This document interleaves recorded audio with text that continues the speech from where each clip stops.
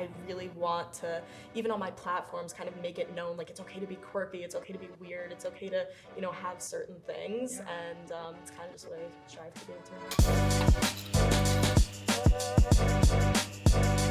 Kelly, welcome to POVz. I'm so happy you came today, Hi. all the way from Long Island. I know you don't love Manhattan as much as you do Long Island, but it means the world that you're here. Yeah, I wouldn't say I'm a Manhattan gal, but like I'll do like the tourist thing for a day and then I'll go home to Long Island. But yes, thank you so much for having me here. I really appreciate it. You got it. I saw like when you reached out to me, like I saw like your vibes and it was giving. I just loved it and I was like, I gotta be here. So thank you again for having me. It means the world. And I can't wait to dive into all the things that make you you. Oh yeah. So every conversation, I'll dive in right away with somewhat of a controversial question. So you ready to go? Yes, I'm so ready. I'm here for it. Let's do it. Okay, Kelly, do you think our sexuality should be a huge part of our identity? I think it's different for everybody, but for me personally, I don't feel that my sexuality needs to be like a huge part of my identity, but I think that other people may have different opinions on that, and that's what I love about it. It's because everybody can have their own opinion, and every opinion is still validated, which I absolutely love.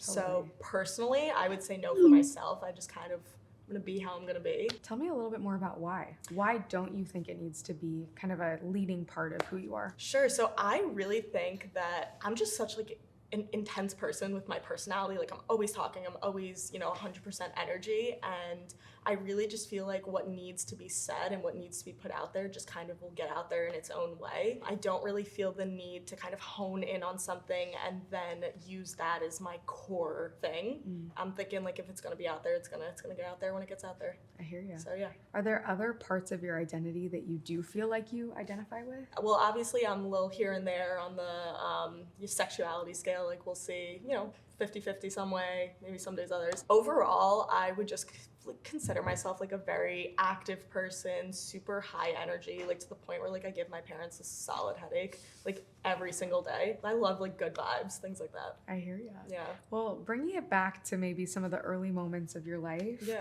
When was the first moment you remember realizing anything about your sexuality? I remember when I was in like elementary school and I showed up dressing like a tomboy. Like I had like my brother's shorts on like below the knee, the basketball shorts, and then I had, you know, the baggy shirt.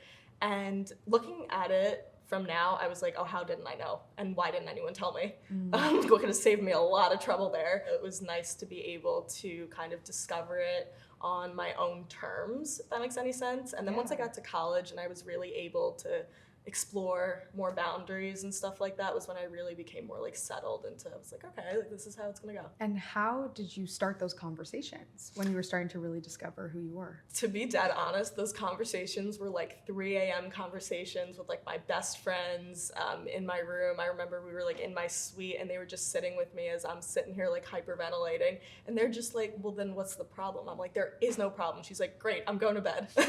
We love a good pillow talk. We love a good pillow talk. No, my friends were absolutely amazing with that, and probably shaped a lot of how I like came to terms. Good. And do you feel like you had one particular coming out moment, or was it just to different people in different situations? So the first time I actually ever came out to someone, I was on Tinder actually, and you know, I was just like scrolling around, and one of my friends, she was doing the same thing on her phone. She was like, oh my God, like let's switch. So we switched phones, and I forgot that my settings were on women at the time. So I'm sitting here going through hers and I was like, that's weird, why are hers guys? And then I looked up and I was like, and then our other friend walked through the door. Conversation stopped. We just handed each other's phones back and we went about like our day. And about 3 hours later, I was back home and I texted her, I was like, hey, and she was like, hey, and I was like, so, and she was like, yeah, I saw, like, you're chilling, all good. And I was like, okay, cool, you saw, love that, we're good. And it was just super, like, that's how it happened, like, by accident. Wow. And that's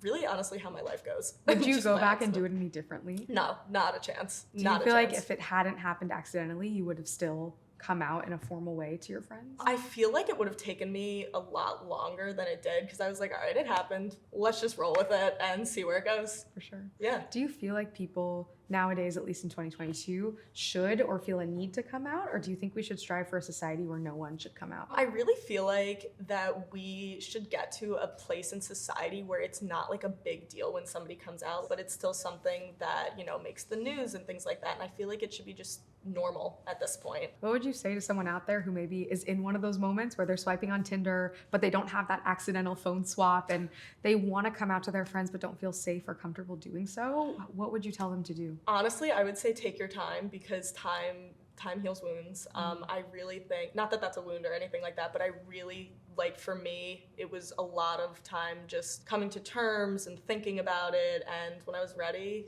I mean, I guess I wasn't entirely ready at that point, but I was ready enough.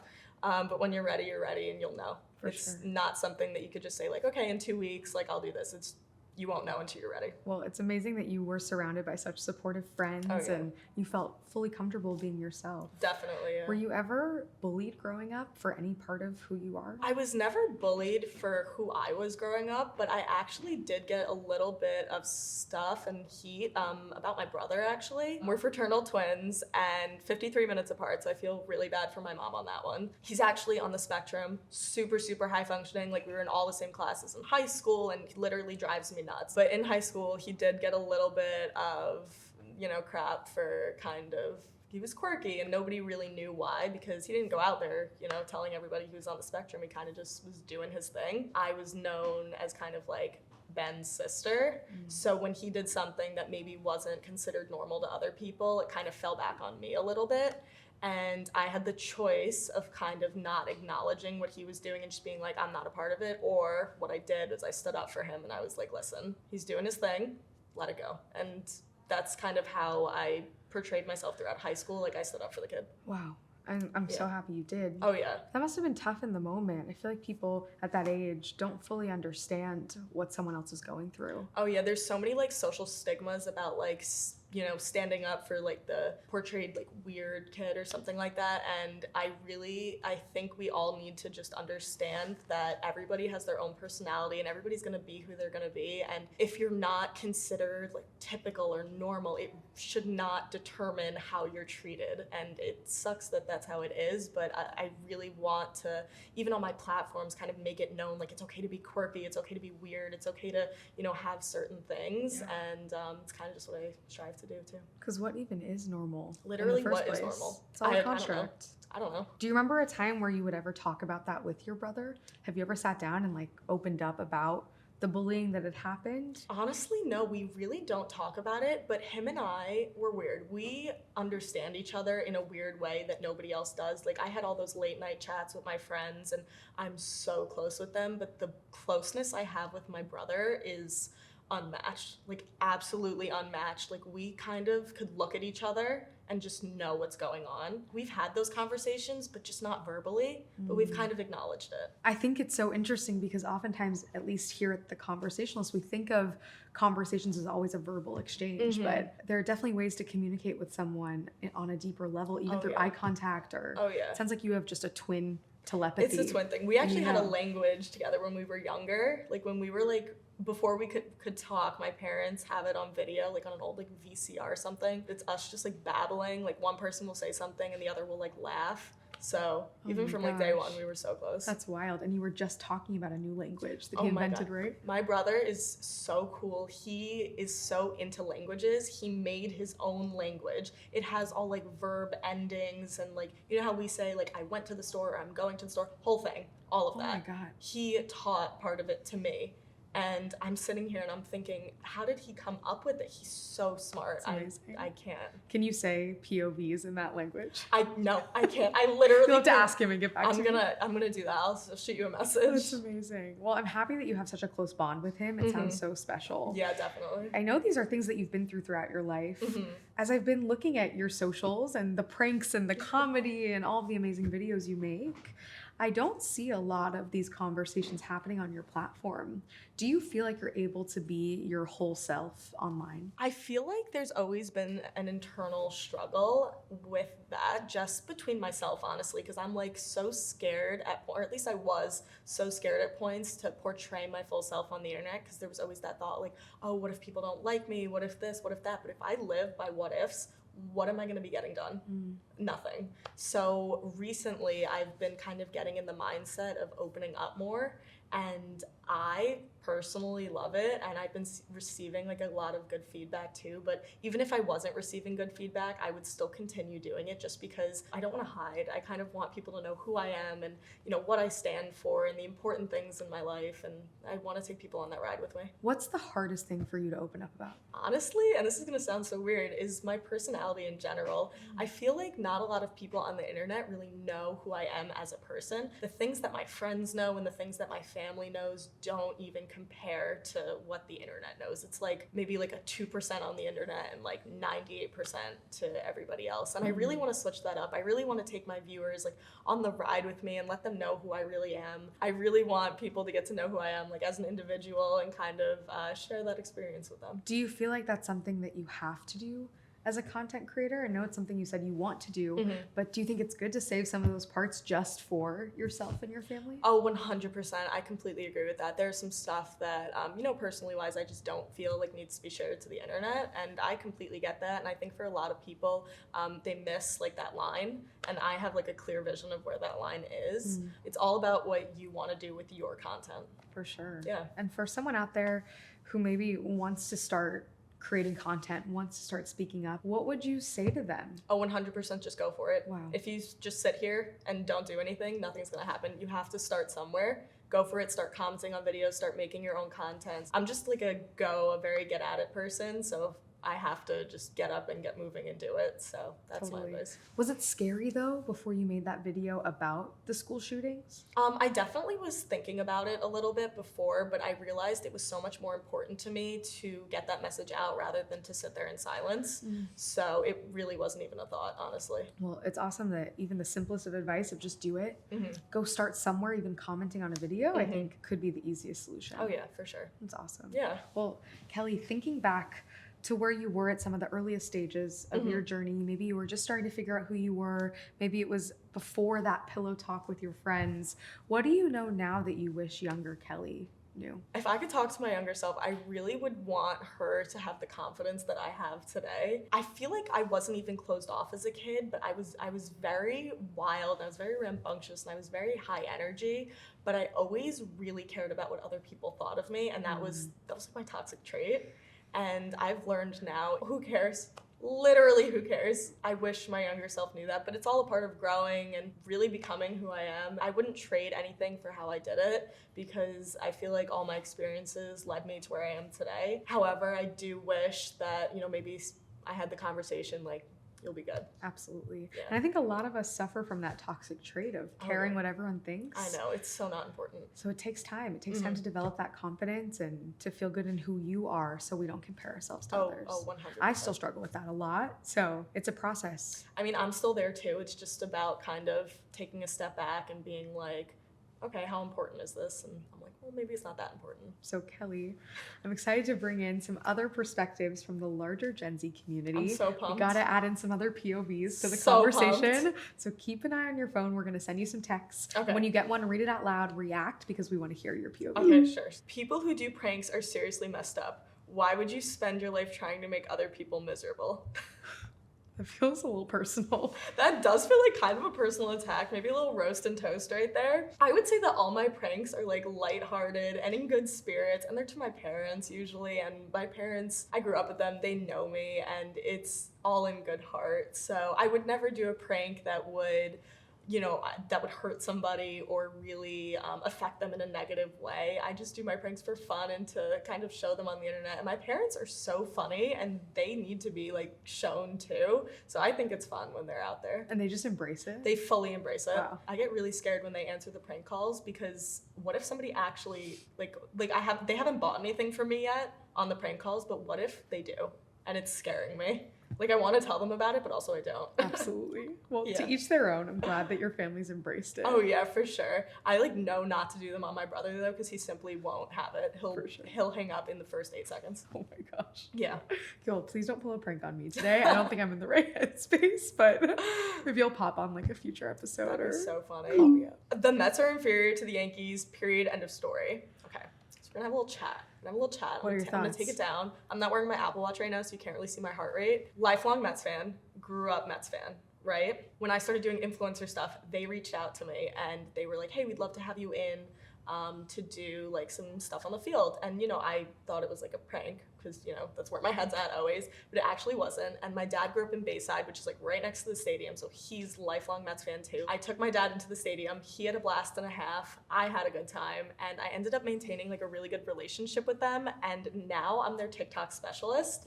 And so that's literally where I'm going after this. Oh my gosh. So Mets are inferior to the Yankees. That's wrong in all categories of life. And I'll defend that till the day I die. Do you think you can still be friends with someone who thinks that about the Mets? It really depends. If it's not giving, no. Wow. So you gotta really wow me. You have a lot of loyalty to A lot the of Mets. loyalty. I respect that. Thank you. I appreciate it. I'm sure you have loyalty to like Wichita or something like The that. Kansas City Royals. Kansas City Royals. Okay. They had their moment. They did. Yeah. They had a moment. Which was fun for me because growing up, we'd go to the games and they would always be the underdog. Yeah. Never winning anything. Yes, It's like to be able to watch them grow up and win the World Series, like it was a big deal. That's a good time. A lot of hometown pride. Why do content creators try to push their sexuality on their followers? Kids are so young and impressionable, and I wish people on TikTok would stop doing that. So I have like mixed feelings to this question because yes, kids are totally so impressionable, but I also feel like if they don't learn everything young, they're gonna grow up being kind of like afraid of it almost, or not willing to accept it. So while some people do like push their sexuality out, that's their thing. That's not everybody else's thing. So it's kind of just like who the kid chooses to watch, I guess, and who they feel most drawn to. Personally, I don't push my sexuality out all the time. Like, yeah, I'll throw it in, sprinkles here and there. I kind of like that my viewers have a whole wide variety of things they can see on my platforms. For other people who do kind of push their sexuality out, that's their platform, that's their stuff, and I'm not gonna fault them for that. And I don't think anybody else should either. So it's kind of just do what you want, and wherever it goes, it goes. I hear you. Yeah. Do you think there's a certain age where we should definitely start talking about gender and sexuality? And on the flip side, do you think there's an age where it's too young to talk about those topics? I don't think it's ever too young to start talking about it, but I do feel it's important for kids to know that what's going on in the world. That way they are ready kind of when they get out there, and it's not new information bombarding them every 5 seconds. So I like that all of a sudden like Disney is doing like really inclusive things with sexuality, and like movies are starting to show it younger on. And I really feel like it's important for kids to know what the world is made up of and not be in such like a microcosm of like this bubbled world of maybe just what was considered norms 30 years ago. Yeah, I hear that. Kelly, drop a hot take. Oh my God. Hot take. Let's go, Kelly. Recording at like all points in time is a hot take. Like it's where it's at right now, completely giving. I record like at most points in time, and they're always like, turn off your phone. And I'm like, you know what? You'll see. And then what happens is like my snap memories from like a year ago today will come up, and I'll send it to them, and they'll be like, oh my God, like I'm so glad you got that on video. I'm like, funny, huh? Because I distinctly remember you telling me to like not even have it. I personally feel you on that. I'm the person in the friend group that documents everything. Thank you. And people are annoyed, but then they're grateful that you captured the moment. Thank you. No, So, literally the responsibility falls on me. And I'm sure you feel the same thing. You're not and alone. then they're like, oh, I'm so glad you have it. I'm like, really? Because in the moment, you weren't. But I agree, there's a time to disconnect. Yes, for sure. There's always times to disconnect. But I do feel like when you're out and about, like I took my friends, bought an inflatable raft, right? And I went to this lake by my college, and we blew it up, and then we went in the raft, and I was like, I'm gonna start recording this. And it was a good time. We had a lot of fun. And I actually wanted to sail from New York to Canada on the raft. But then people were telling me, mostly my mom, that I shouldn't. And I like haven't listened to my mom in a while, but like I did at that point in time, and like I think she was right, because there's a lot of issues that come with that. For sure. But I was always recording, like even on like the most ridiculous things. Well, I think it's good to have someone in the friend group or in the family that is the person responsible for that. Oh, So yeah. I'm glad it's you. Oh yeah. But Kelly, I've loved learning all about your POVs today. I think you have such an interesting journey, and this is just the beginning for you. Oh, thank So you. before you go, I have to know, if you had a megaphone that would reach our entire generation right now, Mhm. what would you say? I would just want people to know now is the time to be yourself. We are in such a wonderful time right now where we have the ability to be who we want to be and really not receive judgment for it. And that's what I've learned recently. So I really want people to know it's okay to be who you are. And especially during Pride Month now, celebrate it, put it out there. and overall, just do your thing. That's really just what I want everyone to know, because I've been doing it and I'm having a great time. That's such a good message for now, for this period in time, and for always. Oh, so yeah. thank you for Sure. being yourself. Thank you. And for sharing so many amazing things today. I'm just so grateful that you came all the way here. I And know. next time we're gonna hang out on Long Island. Oh, for sure. I We'll can't wait. go get like dinner or something Yeah, like that. or a really solid Manhasset a bagel. really solid Manhasset. Can't wait. Can we bring it in? Yes. That was it. Awesome. How do you feel? I totally feel like feeling my sweat stains. That was so much fun. Anything I had else you such a wish good that we time. talked about? No, No? such a good time. Before you go, can we take a selfie? Yes, 100%. Ready?